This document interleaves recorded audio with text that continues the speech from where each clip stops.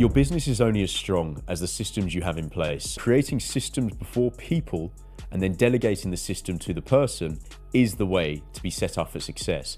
If you just focus on the person without focusing on the system, how are you then conveying a message to someone that's clear, concise, to the point, and gets you closer to the goal? Many CEOs, myself included previously, delegate chaos, and that's not key. It's not fair on the individual that you're delegating it to. They may be an A player, but because you haven't passed the methods and tools over to them in the correct way, you've given them chaos, they turn into a B or C player.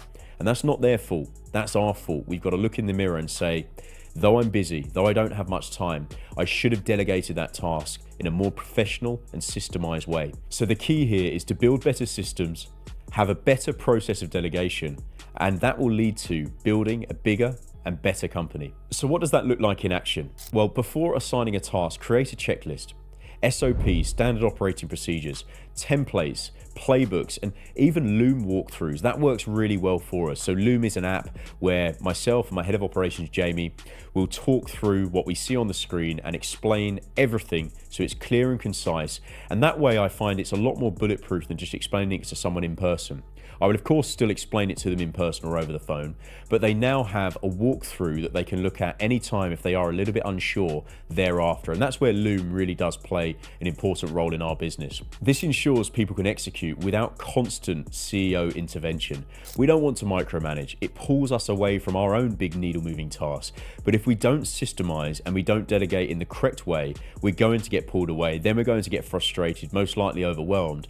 And also the knock-on effect that that has to your team can be seriously detrimental, and it won't make the boat move faster and get to where you need to go. Some tasks that you can carry out is to review your current standard operating procedures. Do they make sense to others? They might make sense to us, but it's not about us. It's making sure our message is conveyed in the clearest and concisest way to our staff. And you can ask yourself, am I doing my team or staff an injustice by not giving clear, emotionless instructions? Look, everything we do, because we're invested in the business, it is going to have an undercurrent of emotion. Of course it is, but we can't convey that emotion. It needs to be clear, it needs to be concise, and it needs to be something that someone can take, absorb, and most importantly, apply right away to drive the business forwards.